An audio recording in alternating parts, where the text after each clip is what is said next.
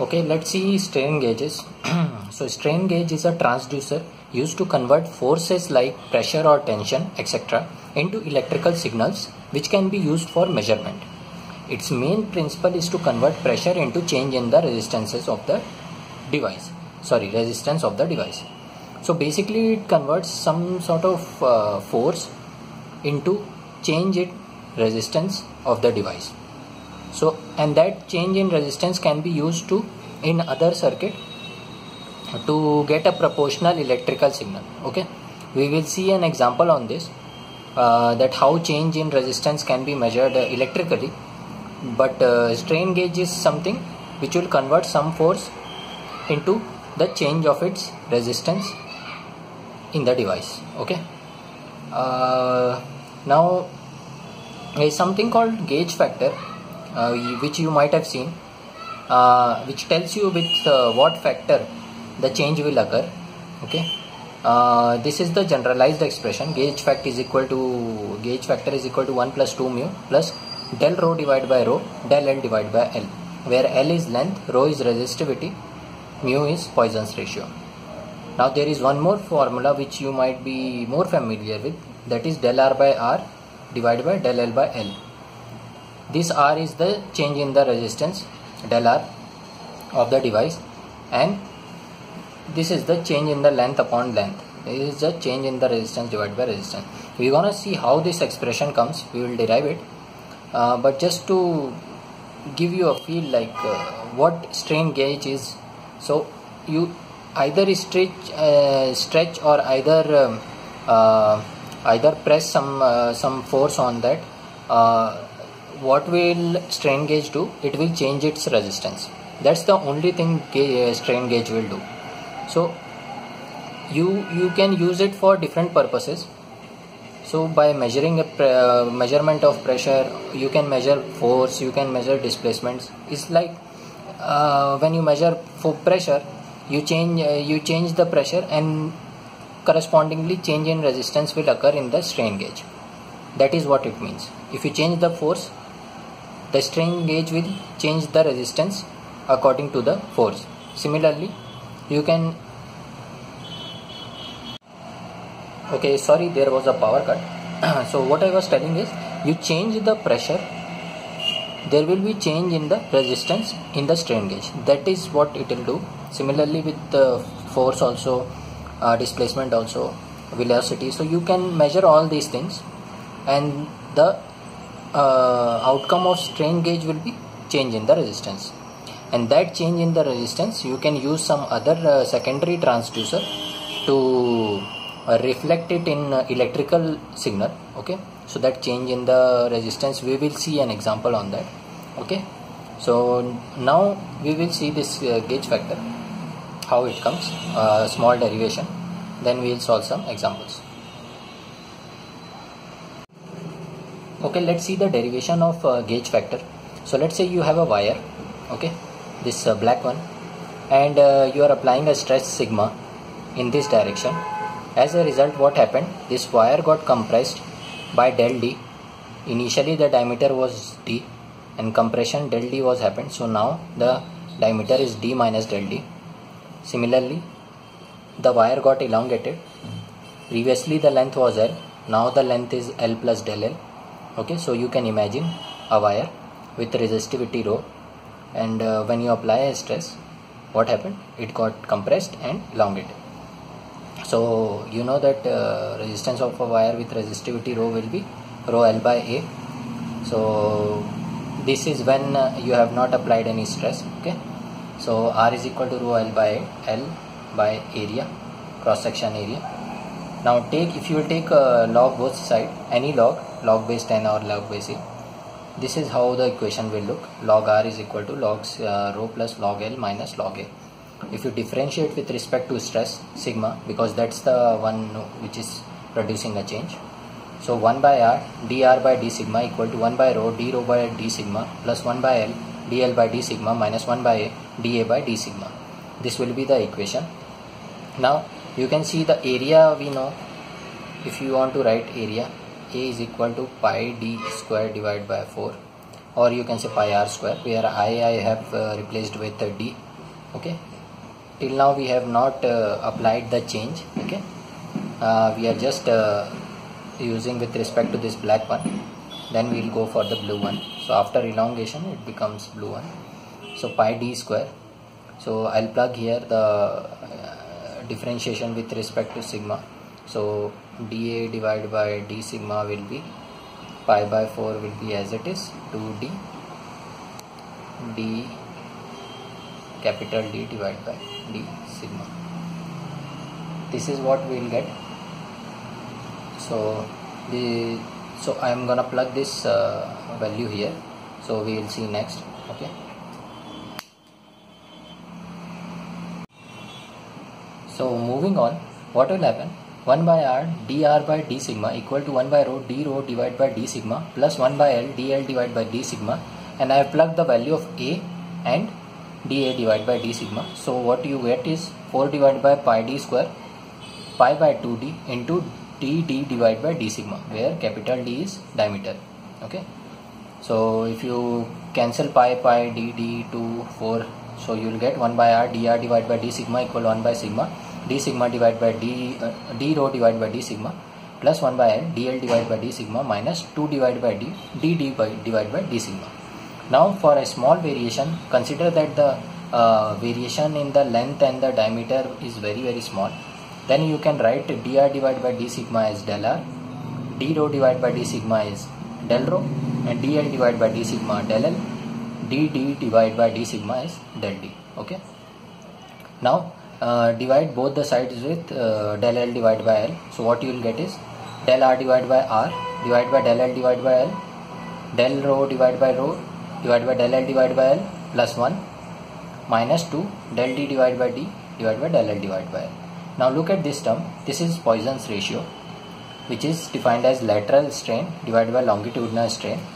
Lateral strain divided by longitudinal strain, that is given as minus del d divided by d divided by del l divided by l. You plug the value mu here, you will get del r divided by r, del l divided by l, del rho divided by rho, del l divided by l plus 1 plus 2 mu. Okay, so this is your gauge factor. Either you write gauge factor is equal to del r divided by r divided by del l divided by l, or either you write gauge factor del rho divided by rho divided by del l divided by l plus 1 plus 2 mu. Both are gauge factors definition. Okay, this is more generalized expression, and this is what you see usually solving, which helps you in solving numericals. Okay, so what have we got from the derivation is gauge factor is equal to del r by r divided by del l by l 1 plus 2 mu plus del rho divided by rho divided by del l divided by l, where rho is resistivity, l is the length, r is the resistance, mu is the Poisson's ratio. So focus on this term. This is called as piezo-resistive effect. What? That change in the rho of conductor due to the strain when you will apply stress. So whenever you apply stress, there will be a strain produced, and due to strain there will be change in resistivity, that is rho, and that effect is called as piezo-resistive effect. Okay, for metals, del rho divided by rho will be 0 because there is no change in the resistivity in metals. So gauge factor will be equal to 1 plus 2 mu. And in case of semiconductors, what will happen? This factor will really dominate because change in the strain, change in the when you apply stress, there will be strain, and due to that there will be change in resistivity in semiconductors, and this will be dominating factor with respect to this. So gauge factor will be approximately equal to del rho divided by rho divided by del l divided by l. Okay, so this is just a small point. Okay, now sometimes what happens, you might have studied Hooke's law in school.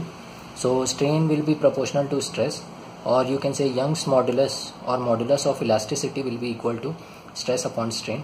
This is a factor, proportionality factor. So you can see now stress is given as force per unit area and strain is given as del L upon del. So sometimes this del L upon del and this del L upon del, the people link your modulus of elasticity with the gauge factor via this formula. So del L upon L can be used like this as well. Okay, so you should be remembering this.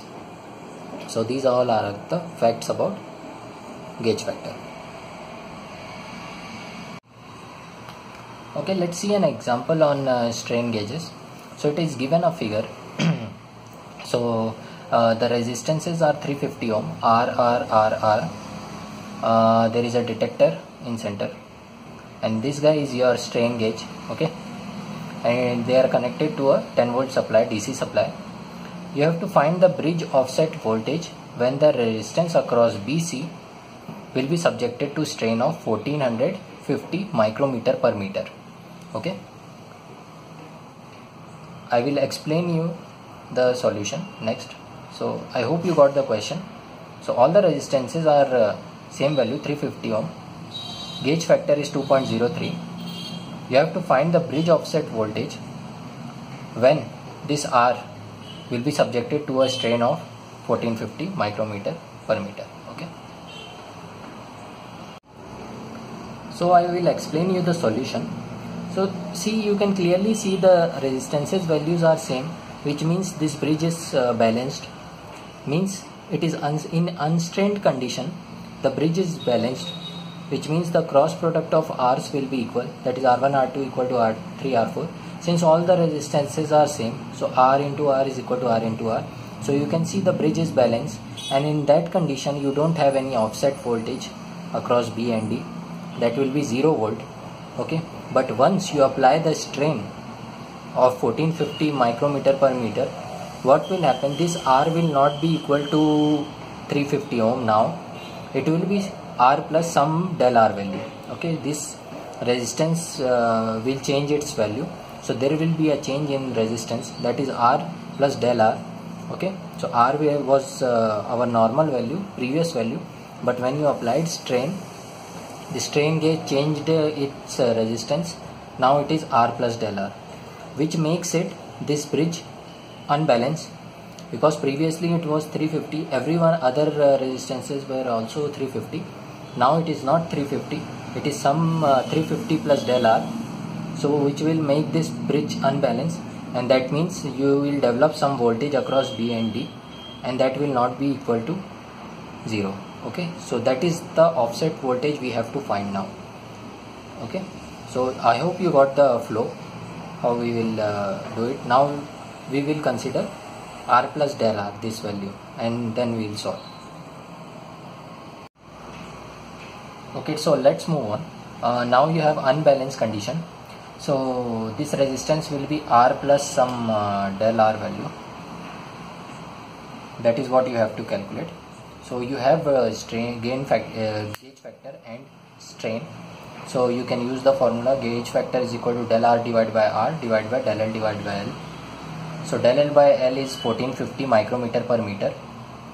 So you can calculate del R by R is equal to 2.03, that is gauge factor into 1450 into 10 power minus 6 because of this micro. Del R will be, if you will multiply R, that is the 350 ohm resistance of this strain gauge. Del R you can calculate 2.03 into 1450 into 10 power minus 6 into 350, that comes out to be 1.030 ohm. Okay, that is the change in resistance. So what will be the total resistance? R plus del R. R is 350, del R is 1.030, so total resistance will be RBC will be 351.03 ohm. That is after straining, after applying this strain. The resistance is now 351.03, not 350, and that is the reason now bridge will be unbalanced, and you have to calculate the voltage between this, which is what bridge offset voltage is. Okay. Okay, so let's move on further. So now your resistance is R plus del R here. So the problem will look like this. Okay, so 350 ohm, 350 ohm, 351.03 ohm, 351.03 ohm, 350, 350. This is 10 volt. Now the current will flow like this. Okay, so you want to get a voltage between B and D.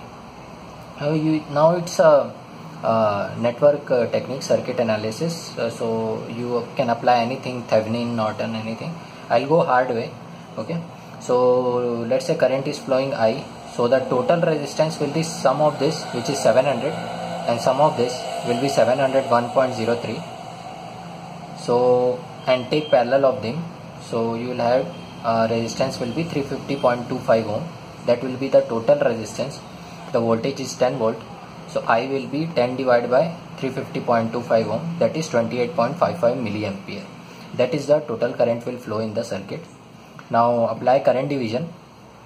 So if I want to have current in this branch, that is AD branch, that will be 701.03, that is the sum of these two resistances, divided by total resistances, that is 350 plus 350 plus 350 plus 351.03, that is 1401.03 into the total current 28.55 milliampere. That will be the current in this branch.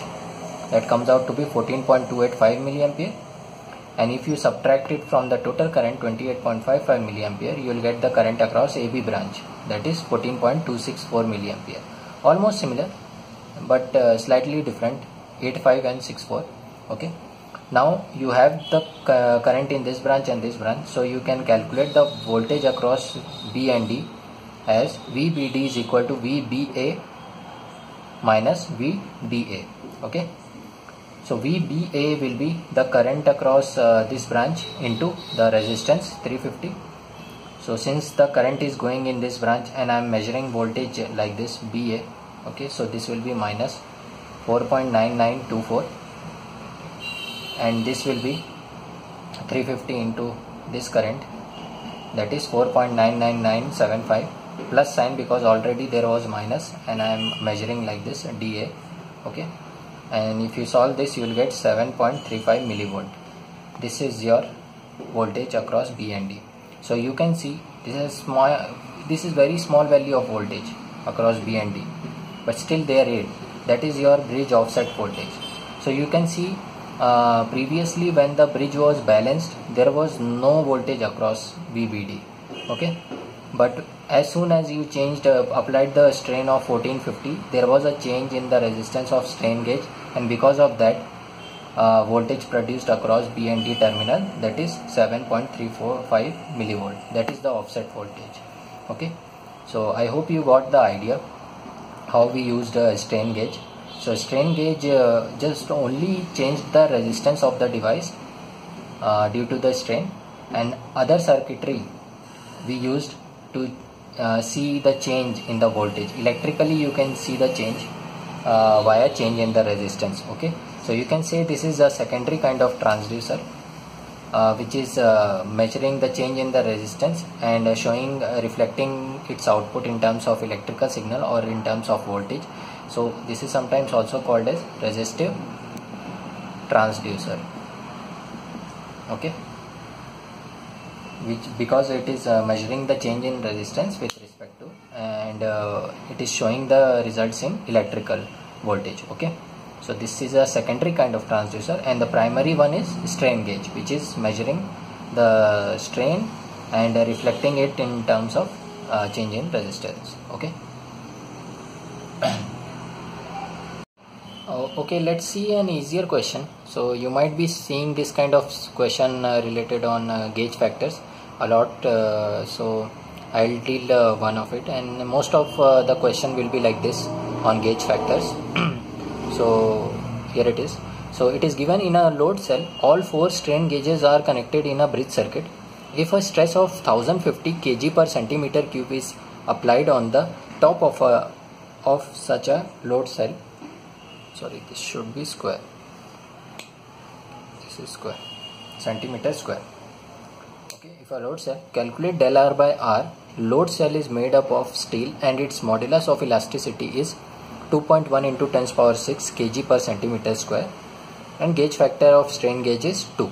So you have to calculate del R by R. Okay. Okay, so let's see the solution. So it is given gauge factor of the strain gauge is 2. Stress or F upon A or pressure is given as 1050 kg per centimeter square. Young's modulus is given as 2.1 into 10 power 6 kg per centimeter square. So by using Hooke's law, you can calculate strain, that is del L upon N. is equal to stress upon y, that is 1050 divided by 2.1 into 10 to the power 6. That comes out to be del L upon L equal to 5 into 10 to the power minus 4. Now use the relation of gauge factor. So that is del R by R divided by del L by L. So del L by R is equal to gauge factor into del L by L. Use this del L by L, 5 into 10 to the power minus 4 into gauge factor 2. That comes out to be 10 to the power minus 3. That is your answer, del R by R. Okay.